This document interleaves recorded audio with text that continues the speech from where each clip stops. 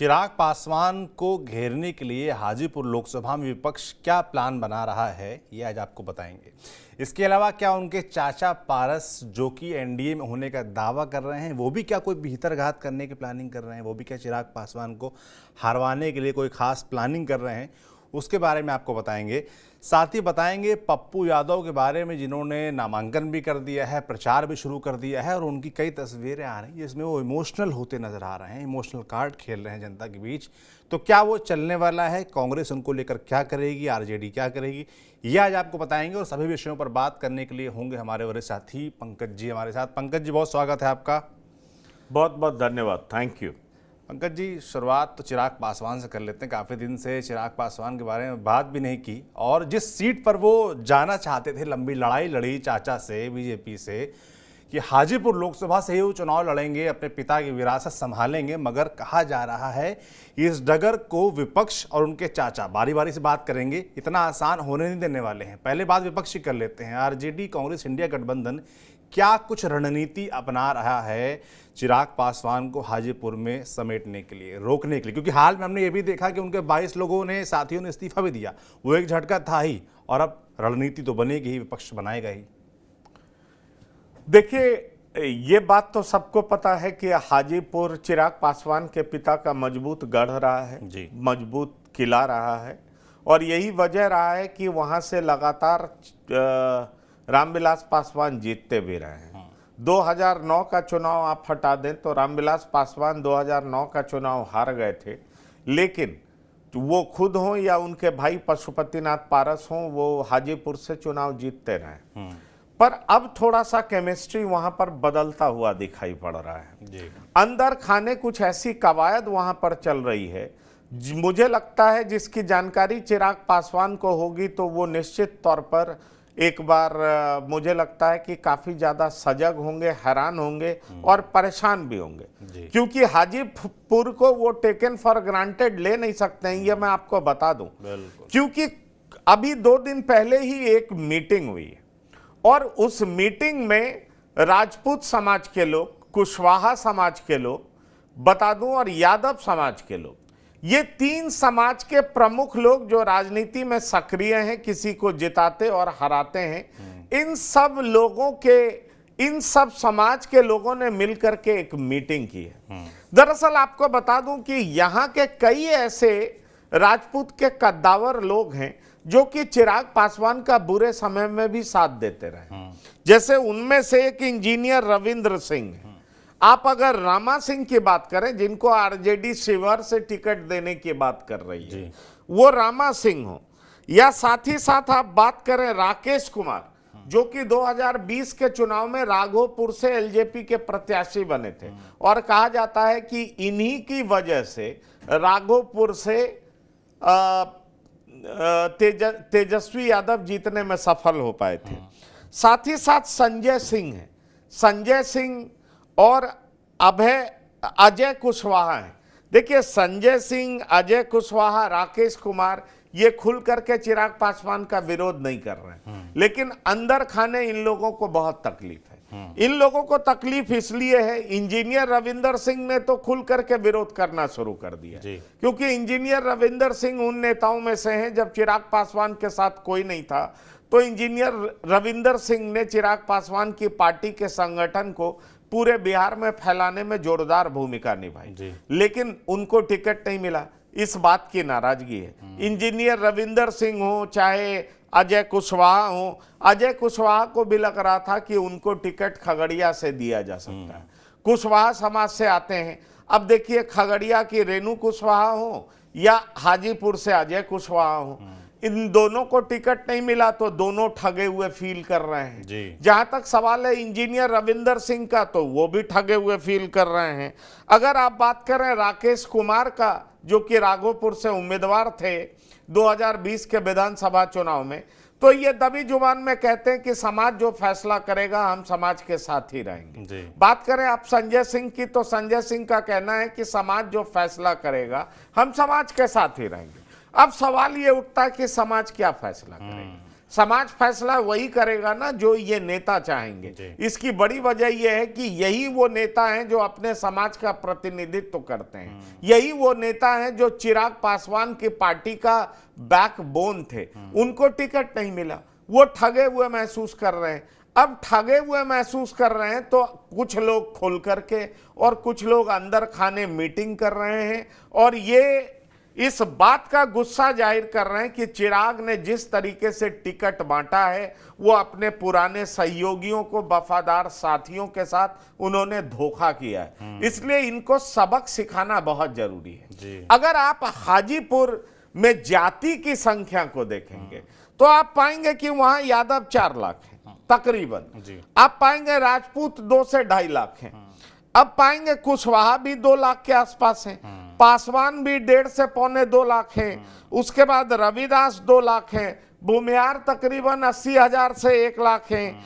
तो आप ये पाएंगे, और मुसलमान भी 2 से 2.5 लाख हैं। अब आप ये पाएंगे कि इतने सारे 18-19 लाख वोटर हैं।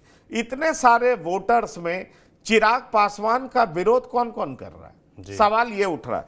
चिराग पासवान का विरोध यादव समाज, राजपूत समाज के कई नेता, और साथ ही साथ आपको बता दें कुशवाहा समाज।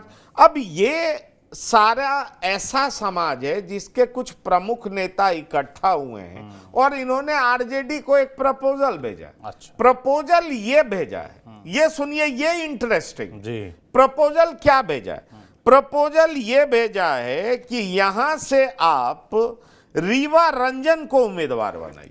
आप पूछेंगे कि रीवा रंजन को क्यों उम्मीदवार बनाया? पर इनके बारे में बताइए। हाँ, ये जानिए। क्योंकि देखिए, रीवा रंजन वहां पर चुनाव लड़ चुकी हैं। वहां जो मेयर का चुनाव होता है वो चुनाव लड़ चुके हैं। बिहार में एक नया ट्रेंड चला, बड़ा इंटरेस्टिंग ट्रेंड है, पत्नी दलित पति सवर्ण या ओबीसी।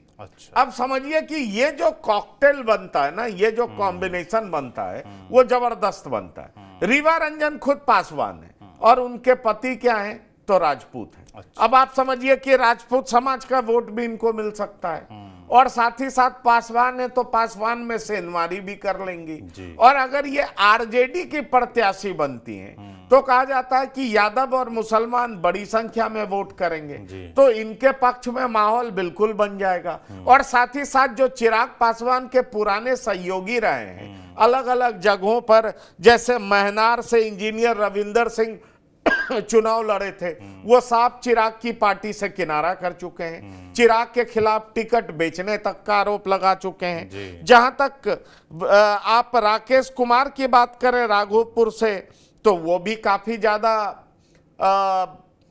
सक्रिय नहीं है, मुखर नहीं है चिराग के खिलाफ, लेकिन चिराग के समर्थन में सक्रिय भी नहीं है। अगर आप संजय सिंह की बात करें तो निश्चित तौर पर वो भी नाराज है। ऐसे में कहा जा रहा है कि आप ऐसे उम्मीदवार को आरजेडी का प्रत्याशी बनाइए जिसका पति सवर्ण हो और पत्नी दलित हो। रिजर्व सीट है, इसलिए आप किसी दलित बेटी को ही उतारेंगे, दलित महिला को ही उतारेंगे, इसलिए ये चिराग पासवान को जबरदस्त टक्कर देंगे। और चिराग पासवान की हालत वही हो जाएगी जो 2009 में दिवंगत नेता रामविलास पासवान की हुई थी। उनको पता ही नहीं चल पाया था कि वो चुनाव हार रहा है, और जिस दिन वोटिंग हुआ उस दिन वो हार गए थे। तो अब आप समझिए कि इस तरीके से अंदर खाने माहौल बनाने की कोशिश की जा रही है। ये तो एक पक्ष है जो बहुत सक्रिय है, जो चिराग को सबक सिखाना चाहता है, और ये वो पक्ष है जो चिराग के साथ पिछले कुछ सालों से दिन रात साथ रहा है। चिराग की पार्टी लोजपा रामविलास के संगठन को आगे बढ़ाने में सक्रिय भूमिका निभाता रहा। मैं बात कर रहा हूं, मैं कोई अपनी तरफ से कोई बात नहीं कर रहा, मैं वो बात कर रहा हूं जो हाजीपुर में जिस तरह की घटनाएं घट रही। अब चलिए, एक दूसरी सोच भी चल रही है। दरअसल वहां पे 3 सोच चल रही है। अब इस 3 सोच में लालू प्रसाद क्या फैसला करते हैं वो इंपॉर्टेंट। अब दूसरी सोच जो कि मैंने कभी वीडियो करके बताया था कि एक सोच ये भी है कि आशा पासवान, जो कि चिराग पासवान की सौतेली बहन, स्टेप सिस्टर, ये दिवंगत नेता रामविलास पासवान की पहली पत्नी की सुपुत्र है।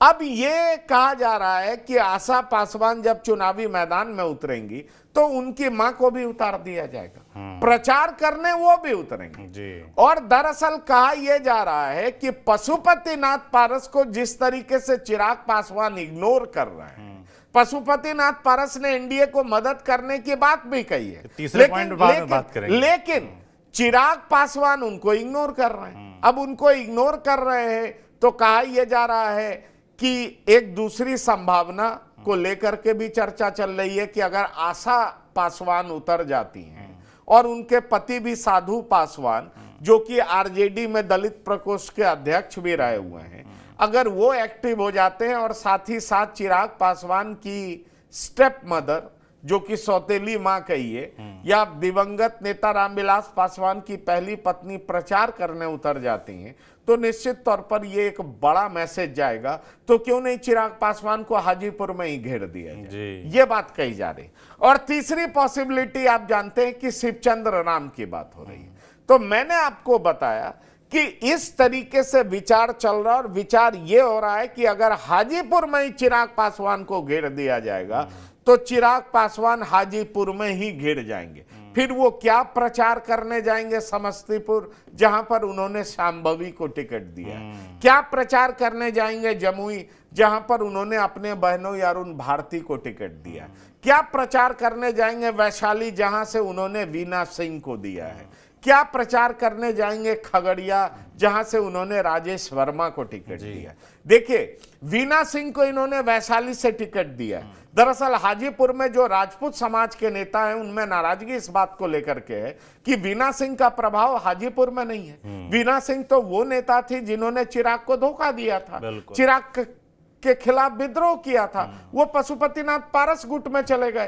तो आखिरकार वैशाली से वीना सिंह को टिकट क्यों दे दिया गया? इसलिए इंजीनियर रविंदर सिंह ने खुल करके कहा कि चिराग ने टिकट बेचा है। जहां तक राजेश वर्मा का सवाल है, राजेश वर्मा सोने के व्यवसायी हैं। राजेश वर्मा का पॉलिटिकल बैकग्राउंड उस तरह का नहीं है, ठीक है, वो मेयर रही हैं, सारी बातें हैं, माफ करिएगा, राजेश वर्मा का म्युनिसिपैलिटी में एक पद था, लेकिन अगर आप कहें कि राजनीतिक रूप से वो किसी तरीके से एक्टिव रहे हैं, तो खास तौर पर अगर खगड़िया देखा जाए तो खगड़िया में वो कभी एक्टिव रहे नहीं, लोगों के बीच में उन्होंने काम किया नहीं, और खगड़िया का जो जाति समीकरण है उसको लेकर के भी नाराजगी है। तीसरी बात कही जा रही है कि शांभवी चौधरी को टिकट दे दिया गया।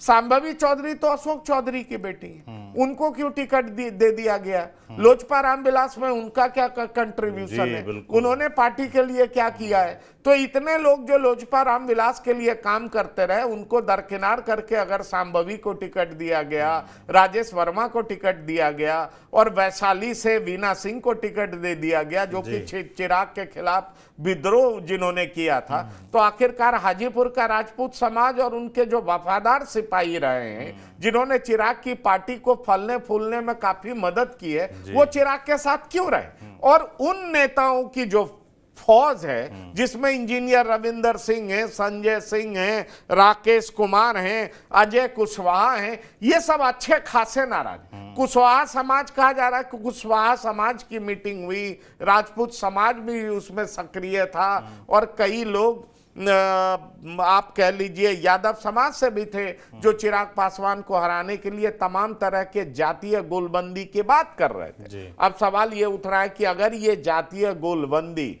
आम लोगों के बीच में पहुंचता है, आम लोगों के बीच में जाता है, तो निश्चित तौर पर इससे तो इनका बहुत बड़ा नुकसान हो सकता है, इसकी संभावना जताई जा रही है। लेकिन सवाल फिर यही उठता है कि कुछ नेता, कुछ लोग इकट्ठा हो जाए, लेकिन क्या इसका असर आम लोगों में जाएगा? क्या मोदी लहर के सामने इन लोगों की गोलबंदी टिक पाएगी? क्या चिराग, जो कि बहुत लोकप्रिय हुए हैं इन दिनों, क्या इनकी लोकप्रियता के सामने ये लोग टिक पाएंगे? इस तरह के भी सवाल उठ रहे हैं। लेकिन मैं आपको बता रहा हूं कि इस पॉसिबिलिटी पर काम चल रहा है और चिराग को घेरने की कोशिश हो रही है। बिल्कुल। तो फिलहाल चिराग पासवान अभी अपनों के बीच घिरे हुए हैं, जो उनके साथी थे, जो उनकी पार्टी को आगे बढ़ा रहे थे, मगर उनकी जो महत्वाकांक्षाएं थी पूरी नहीं हुई। जिन लोगों को टिकट दिया गया उससे नाराजगी थी, जिसका नतीजा सामने दिख रहा है, विद्रोह नजर आ रहा है। मगर एक और उनके अपने चाचा जी जो पशुपति पारस हैं, जिनसे लगातार उनका झगड़ा चल ही रहा था कि किसको कितनी सीटें मिलेंगी एनडीए में और हाजीपुर से कौन लड़ेगा, सब कुछ क्लियर हो गया। चाचा ने विद्रोह भी किया, बोले सामने लड़ेंगे, मगर अंत में एनडीए का रास्ता चुना और कहा कि सामने नहीं लड़ेंगे। मगर खबर ये भी है कि वो भी कुछ चाल चल रहे हैं, वो भी कुछ बुनने में लगे हुए हैं साजिश कि कैसे हाजीपुर में सीमित किया जाए चिराग पासवान को और वो हार जाएं तो और भला। क्या चाचा भी कोई रणनीति बना रहे हैं? देखिए, चाचा को लेकर के जहां तक सवाल है तो चाचा ये जताने की कोशिश तो कर रहे हैं कि वो एनडीए में बने हुए हैं। जी, वो जेपी नड्डा से भी मिला है और उन्होंने कहा भी कि एनडीए को समर्थन जारी रहेगा। जेपी नड्डा ने उनसे पूछा नहीं कि आप प्रचार करेंगे भतीजे का? देखिए सवाल ये है कि चाचा इस बात को लेकर के कह तो रहे हैं कि एनडीए के साथ हैं, लेकिन अभी हाल के दिनों में देखा गया कि जब चिराग पासवान से ये सवाल लिया गया तो चिराग पासवान ने चाचा को पुराने दिनों की याद दिला दी। मतलब चाचा चिराग पासवान को एक्सेप्टेबल नहीं है। अब सवाल यह उठता है कि चाचा जो बाहर से कह रहे हैं वो अंदर से करने वाले हैं क्या?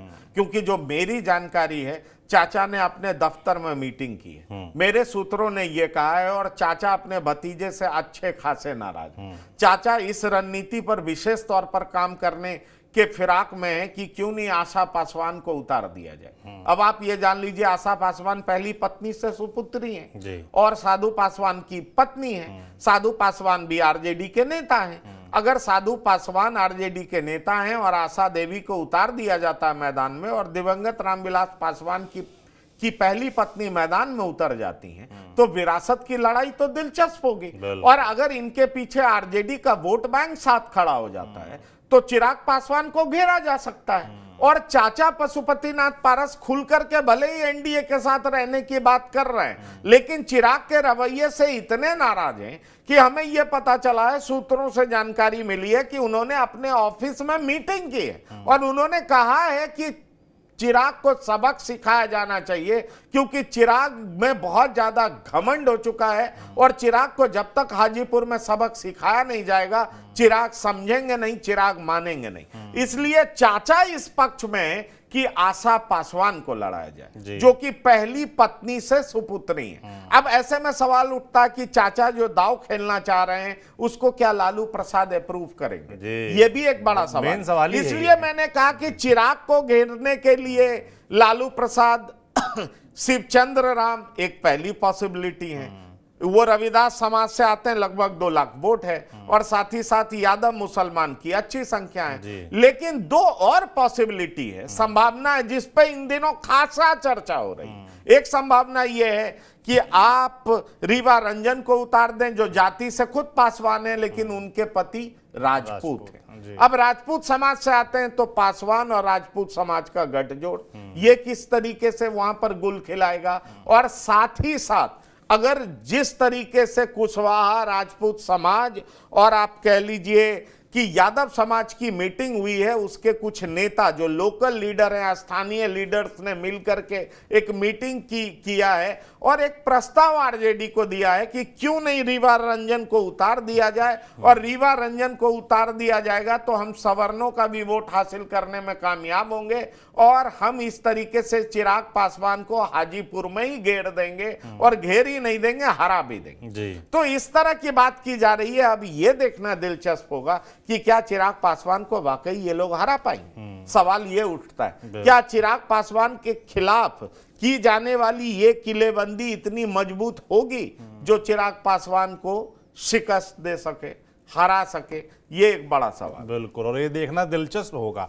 और जिस तरीके से पंकज जी ने बताया कि चिराग पासवान अपनी सबसे खास सीट जहां वो खुद लड़ रहे हैं, हाजीपुर लोकसभा, वहां वो अपने पुराने साथियों से भी घिरे हैं और रिश्तेदारों से भी घिरे हैं। अगर उनकी बहन लड़ती हैं, चाचा तो विरोध में आई हैं, तो रिश्तेदारों से भी बुरी तरीके से घिर जाएंगे। ऐसे में देखना दिलचस्प होगा कि हाजीपुर का चुनाव किस तरफ बढ़ता है।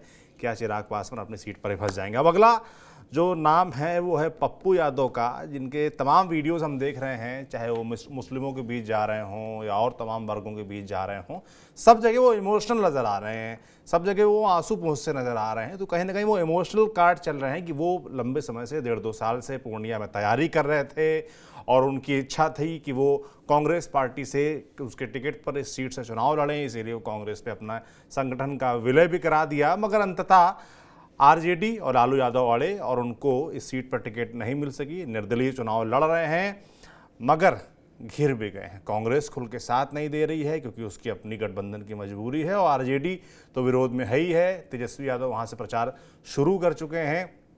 तो ऐसे में पंकज जी, फिलहाल जो इमोशनल कार्ड चल रहा है, कांग्रेस पीछे चली गई है, आरजेडी खुल के विरोध में है, पप्पू यादव क्या फंस गए हैं या वो चुनाव अपना खड़ा कर सकते हैं? देखिए, पप्पू यादव पहले भी निर्दलीय चुनाव जीते हैं, ये कोई पहली बार नहीं है। दरअसल पप्पू यादव ये कहने की कोशिश कर रहे हैं कि किस तरीके से आरजेडी सुप्रीमो लालू प्रसाद यादव ने उनके खिलाफ खुंदक निकाली है, किस तरीके से आरजेडी सुप्रीमो लालू प्रसाद यादव उनकी राजनीतिक हत्या करने में लगे जी। राजनीतिक हत्या का मतलब यह है कि राजनीतिक रूप से निष्क्रिय करने में लगे हुए हैं। पहले कभी पूर्णिया से आरजेडी का उम्मीदवार उतरता नहीं था, ऐसा कह रहे हैं पप्पू यादव। अब इस बार आरजेडी के उम्मीदवार को उतारने की फिराक में क्यों है? क्यों पप्पू यादव को हराने की फिराक में है? क्यों मधेपुरा भेजना चाहते हैं? पप्पू यादव इस बात की भी दुहाई दे रहे हैं कि लालू प्रसाद मधेपुरा से जब चुनावी मैदान में उतरे थे तो पप्पू यादव ने उनकी घनघोर मदद की थी। आखिरकार उन्होंने बार बार हाथ जोड़ करके एक सीट पूर्णिया की मांगी। वो महागठबंधन को जिताना चाह रहे थे और साथ ही साथ बीजेपी को हराना चाह रहे थे, लेकिन इस कवायद में लालू प्रसाद ने उनका साथ क्यों नहीं दिया? ये बात वो घूम घूम कर पूर्णिया की जनता के सामने रख रहे हैं, कह रहे हैं। पर दूसरी तरफ काउंटर अटैक भी किया जा रहा है। इस बात को समझिए, पप्पू यादव की पुरानी हिस्ट्री क्या रही है, ये सोशल मीडिया के सहारे लोगों के बीच में फैलाई जा रही है कि पप्पू यादव किस तरीके से उनका नाम हत्या में आया है, किस तरीके से उनका नाम अन्य अपराधों में आता रहा वाला है। प्रचार कैसे कैसे आरजेडी कर रही है या बीजेपी? आरजेडी कर रही है। अच्छा। कोसी की जनता कैसे उनके आतंक से डरती रही है, सालों उसको लेकर के कितना ज्यादा कोसी की जनता, कोसी का व्यापारी, कोसी के लोग आतंकित रहे हैं। क्या अगर उस तरह का माहौल आप फिर से देखना चाहते हैं तो पप्पू यादव को जिताइए।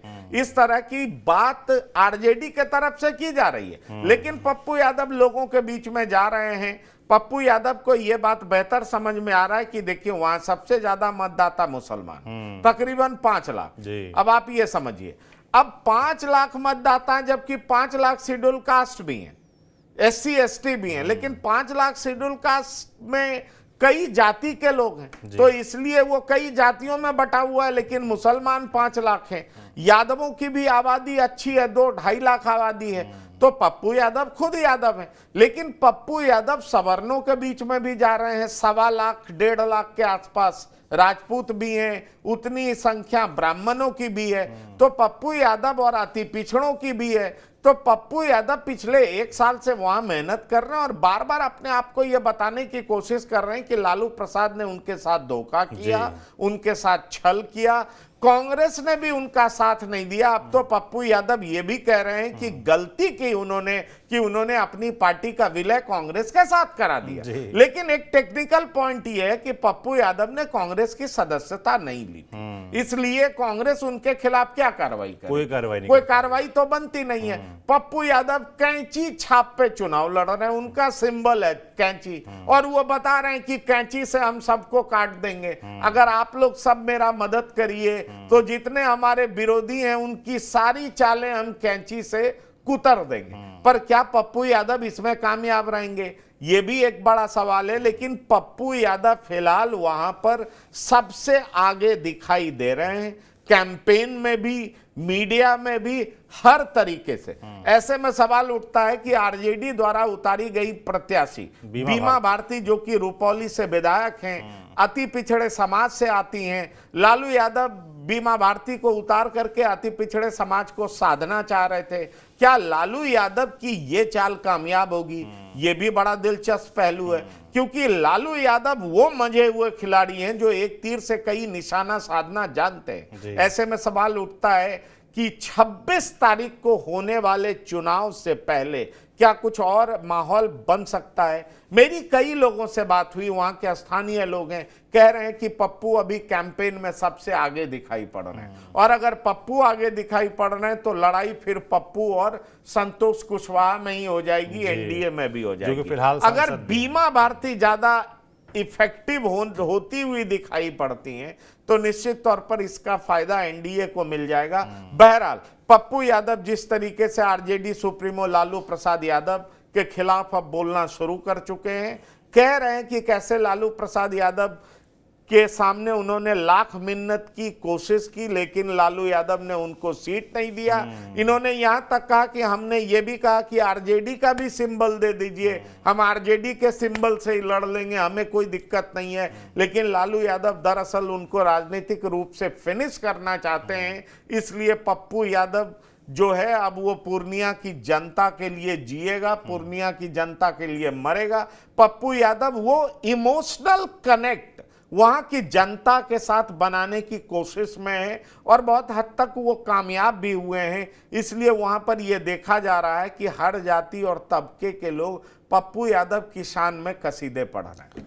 बिल्कुल, और राजनीति में अंतिम हार जीत जितने भी कार्ड होते हैं कामयाबी, उसको तौला जाता है हार और जीत से। जो भी रिजल्ट आएगा सीट पर, इस पर सबकी निगाह होगी। बाकी जो भी अपडेट्स इस तरीके से आ रहे हैं आप तक हम पहुंचा ही रहे हैं और लगातार पहुंचाते रहेंगे। आप देखते रहिए TV9 डिजिटल। शुक्रिया।